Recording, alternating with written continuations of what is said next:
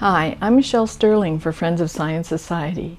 I don't know if you've seen it, but The Guardian has an article out just a couple of days ago called "The IPCC Steps Up Warning on Climate Tipping Points in Leaked Draft Report." Now, the next IPCC report is not supposed to be out until 2022, but somehow someone leaked this report to the press, and now they're having a field day with it, saying scientists increasingly concerned about thresholds beyond which recovery may become impossible. So the only problem with that is that this is like a public trial in the press, because no one has access to this document other than those who leaked it. So other scientists are not able to review the report and say, well, that's not quite what they meant, that's not quite what they said, that's an exaggeration. So it says here, a draft of the IPCC report apparently from early this year was leaked to Agence France-Presse, which reported on its findings on Thursday. The draft warns of a series of thresholds beyond which recovery from climate breakdown may become impossible. It warns life on Earth can recover from a drastic climate shift by evolving into new species and creating new ecosystems. Humans cannot. Well, if you have a look at human history, that's clearly false. So this report apparently goes on about tipping points. And tipping points are a favorite climate catastrophe scenario of the Potsdam Institute in Germany.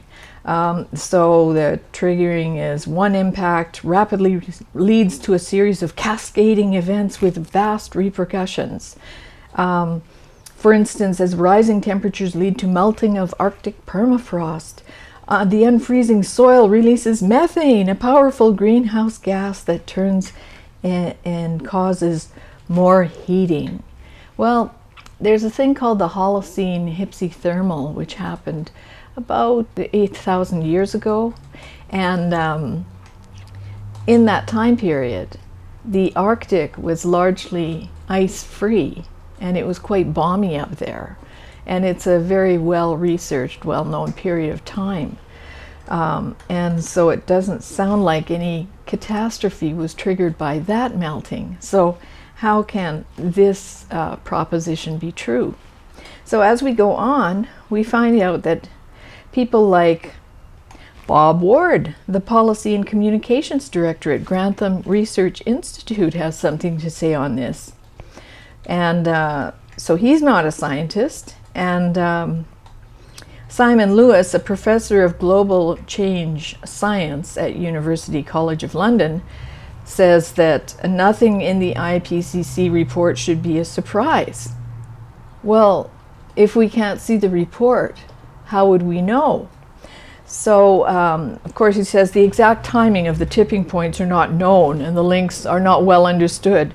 But people seem to have made up their minds already, haven't they? Because The Guardian is issuing a report stating that the IPCC is telling us that catastrophic things are happening, and even more catastrophic things will happen faster, sooner, and there will be tipping points that cascade.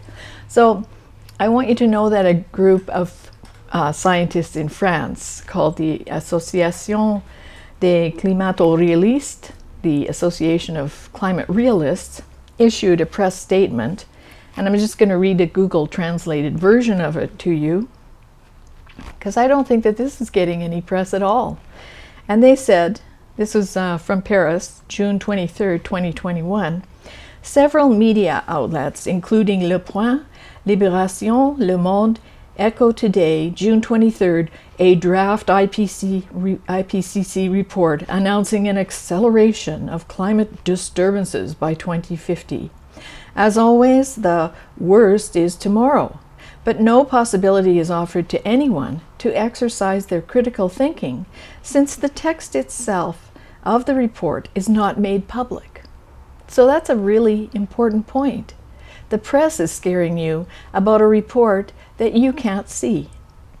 Only Agence France-Presse had it in hand exclusively and broadcast only a few snatches, obviously all oriented toward catastrophism. As the validation by the IPCC of this report is only scheduled for 2022, it is now impossible to know what it contains, nor on what elements are based the increasingly worried statements about the announced deregulation, nor if these remain at the end of the validation process. We're therefore dealing with a misappropriation of the expertise process for propaganda purposes.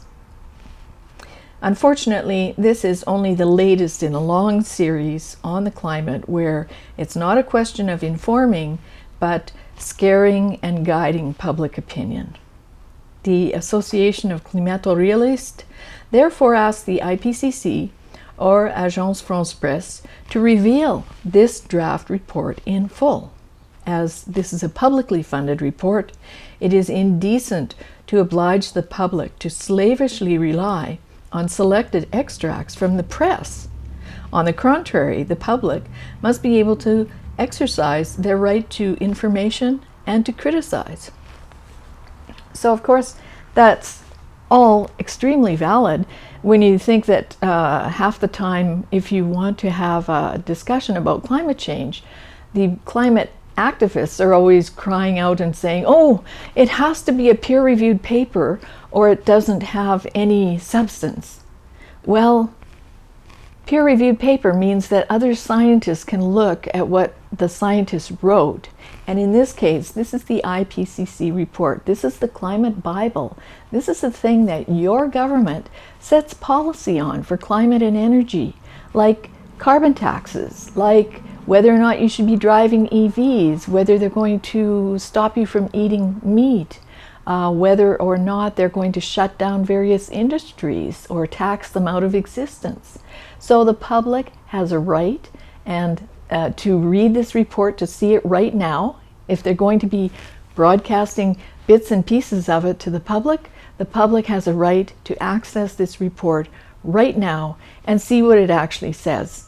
Because in my personal opinion, and based on my experience with the IPCC reports, what is said in the press is not at all what is said in the actual science reports. Typically, the science reports state that there are many great uncertainties because climate is a chaotic system, it's not linear, and it's not well understood because the timescales for climate interaction are very, very long. They're not 40 years, they're not 100 years, they are thousands of years, and we don't have that data. We can look at proxies, but we don't have the data. We don't know how the climate system works. And yet, these people are claiming that they can see the future out to 2050. Well, they must have a crystal ball. But if they do, that's prophecy. That's not science. For Friends of Science Society, I'm Michelle Sterling.